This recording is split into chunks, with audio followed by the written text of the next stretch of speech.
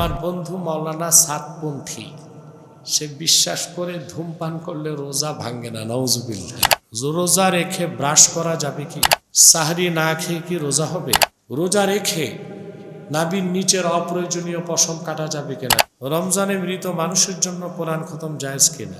রোজা অবস্থায় ডায়াবেটিস পরীক্ষা করা যাবে কিনা? রোজা কত বছর থেকে রাখতে হবে? রোজা রেখে ইনহেলার নেওয়া যাবে কিনা? কোনো ব্যক্তি রোজা রেখে নামাজ না আদায় করলে রোজার কোনো ক্ষতি হবে? রোজা রেখে ব্রাশ করা যাবে কি? মাকরু কি? কারণ আপনি তো পেস্ট ইউজ করবেন, যদি এক কাতরাও ভিতরে না যায় রোজা ভাঙবে না, মাকরু হবে। যা একা স্বাদের কারণে। কিসের কারণে? কারণ ওতে তো পিপারমেন্ট আছে।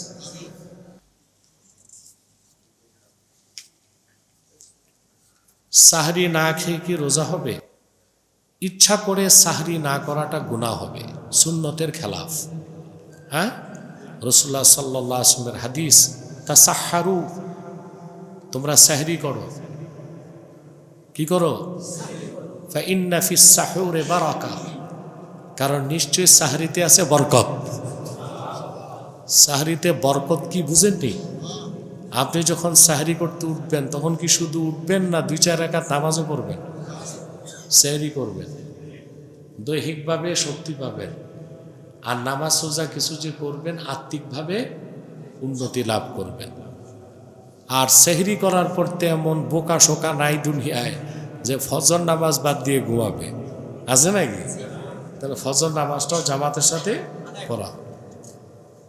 রোজা রেখে মিথ্যা বললে রোজা ভেঙে যাবে? রোজা ভাঙবে না, কবুল হবে না। রোজা ভাঙবে না, কিন্তু রোজা কবুল। আমার বন্ধু মাওলানা সাতপন্থী, সে বিশ্বাস করে ধূমপান করলে রোজা ভাঙে না। নাউজুবিল্লাহ। সাতপন্থী বলেই তো মাথাটা উলাইছে, পচে গেছে মাথা।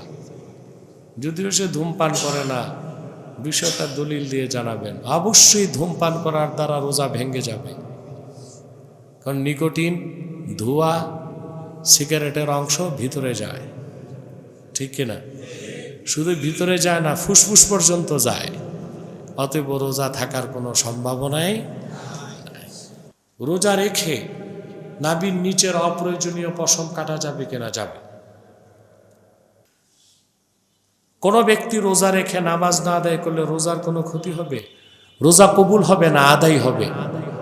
কারণ যে নামাজ পড়ে না তার কোনো ইবাদত কবুল হয় না। আপনারা এখনো নামাজ ঠিক মতো ধরলেন না।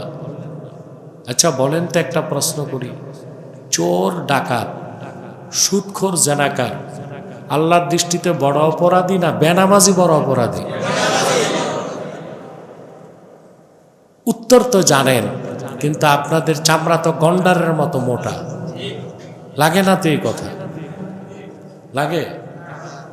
এই জুমার দিন মসজিদে জায়গা নাই, রোডেও লোক থাকে আমাদের এখানে, ঠিক না? আসরের সময় দেখবেন এই লোকগুলো কোথায়? অবশ্য শহরের মসজিদে লোকজন হয় মোটামুটি সব সময়, কিন্তু গ্রাম দেশে দেখবেন আসরের সময় এক কাতার, পরের দিন ফজরে 3 জন, ইমাম, মুয়াজ্জিন, খাদেম। মানে জেনে বুঝে নামাজ ছাড়তেছে। রোজা কত বছর থেকে রাখতে হবে? বালেগ, বালেগা হলে। ছেলেরা বালেগ হয় 15 বছরে, আর মেয়েরা 9 বছর থেকে যে কোনো সময় বালেগ হতে পারে। রোজা রেখে ইনহেলার নেওয়া যাবে কিনা? না। ইনহেলার তো পানির ফোঁটা, বিন্দু বিন্দু ওষুধ, এগুলো পেটে ঢুকবে, রোজা নষ্ট হবে। অতএব কেউ যদি ইনহেলার ছাড়া মৃত্যুর আশঙ্কা থাকে তাহলে সে কাজা করবে, রোজা পড়ে, কিংবা কখনোই যদি ভালো হওয়ার সম্ভাবনা না থাকে সে ফিদিয়া দিবে। রোজা রেখে হাত পায়ের নখ কাটা যাবে কিনা? যাবে। রমজানে মৃত মানুষের জন্য কোরআন খতম জায়েজ কিনা? মৃত মানুষের জন্য মানে আপনি কোরআন খতম করে সোয়াবটা পৌঁছায় দিবেন, এটা জায়েজ। রোজা অবস্থায় ডায়াবেটিস পরীক্ষা করা যাবে কিনা? যাবে, এতে সমস্যা নেই। ওটা তো রক্ত বের হয়, কিছু তো ঢুকে না, ঠিক না? আর রোজা রেখে কেউ যদি আপনার ইনজেকশনও নিতে চায় নিতে পারবে, এ তো রোজা ভাঙবে না। যদি প্রয়োজনীয় ইনজেকশন নিতে হয় সে নিতে পারবে, কিন্তু শক্তিবর্ধক ভিটামিন জাতীয় কিছু গ্রহণ করতে পারবে না, তাতে মাকরুহ।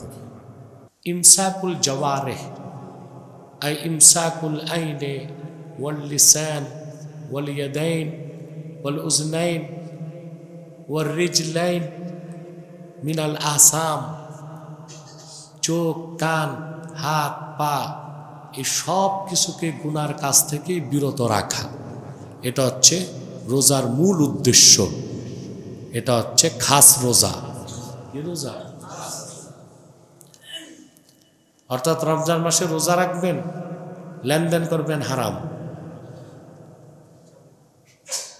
আপনি রোজার উদ্দেশ্য সাধন করতে পারলেন না।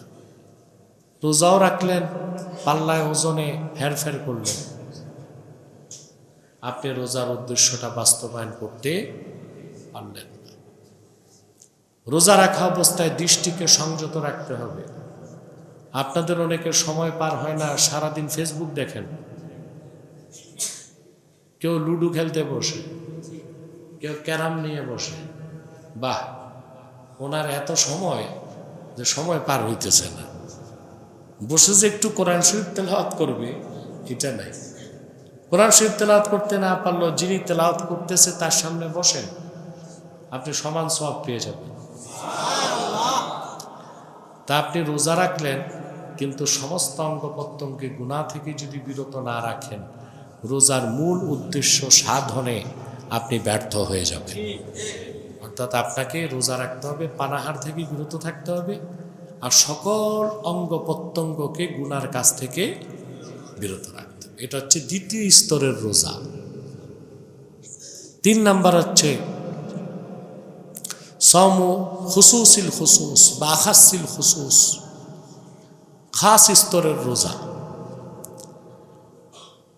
এটা হচ্ছে চূড়ান্ত রোজা, আল্লাহর ওলিদের রোজা।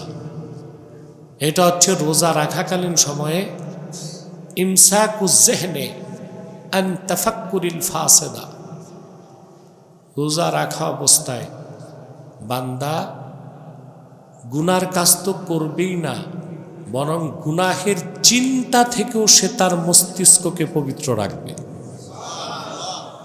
এটা হচ্ছে তৃতীয় স্তরের রোজা। সুবহানাল্লাহ। আপনি যদি এই তৃতীয় স্তরের রোজা রাখতে পারেন, আপনি প্রকৃত রোজাদার। হাদিসে এসেছে, আল্লাহ তাআলা বলেছেন, আল্লাহর হাবিব সাল্লাল্লাহু আলাইহি সাল্লাম ইরশাদ করেছেন, আল্লাহ বলেন, আস-সাওমু লি ওয়া আনা উজজিউ বিহি। সুবহানাল্লাহ। রোজা আমার জন্য আর আমি নিজে রোজার পুরস্কার দিব। সুবহানাল্লাহ। অন্য রায়াতে এসেছে আনা উজজা বিহি, রোজা আমার জন্য আর আমি নিজে রোজাদারের পুরস্কার। সুবহানাল্লাহ। সহজ কথা এটা। প্রত্যেকটা ইবাদত আল্লাহ তাআলা পরিমাপ করে সওয়াব দিবেন, আর রোজাদারের সওয়াব বিগাইরি হিসাব, কোনো হিসাব থাকবে না। যদি আমরা সেই ধরনের রোজা রাখতে পারি, চেষ্টা করব না ইনশাআল্লাহ। এই রোজাটা আল্লাহ কেন দিলেন? যেন আমরা মুত্তাকি হতে পারি। কি হতে পারি? রোজার কয়টা স্তর শুনলেন? তাকওয়ারও 3টা স্তর। কয়টা? প্রথম হচ্ছে তাকওয়াল আওয়াম, সাধারণ মানুষের তাকওয়া। এটা হচ্ছে কালেমা পড়ে ঈমান এনে মুসলমান হওয়া, শিরক কুফর থেকে বাঁচা, শিরক কুফর থেকে বাঁচা। 2 নাম্বার হচ্ছে তাকওয়াল খাওয়াস, বিশেষ ব্যক্তিদের তাকওয়া। সেই তাকওয়াটা হচ্ছে আপনার আল ইত্তিকাউ মিনাল কাবাইরি ওয়াস সাগায়ের, সকল কবিরা সগীরা গুনাহ থেকে বেঁচে থাকা। 3 নাম্বার হচ্ছে তাকওয়াল খাওয়াস, তাকওয়া আখাসিল খাওয়াস, আল্লাহ আল্লাহ বুজুর্গদের তাকওয়া। সেটা হচ্ছে তারকু কুল্লি আমরিন মা লা ইয়ানি, প্রত্যেক সেই কাজ ছেড়ে দেওয়া যা শরীয়তের দৃষ্টিতে হারাম নয়, তবে অপ্রয়োজনীয়। তবে কি? অপ্রয়োজনীয়। অর্থাৎ এখানে মাকরুগুলো থাকতে পারে, গায়ের আওলা অর্থাৎ হারাম নয়, কিন্তু পরিত্যাগ করাটাই কি উত্তম, পরিত্যাগ করাটাই উত্তম। এইভাবে যে ব্যক্তি তাকওয়া অবলম্বন করবে সে ব্যক্তি কামিল মুত্তাকি হয়ে যাবে। 3 স্তরের রোজার মাধ্যমে 3 স্তরের তাকওয়া, সুবহানাল্লাহ।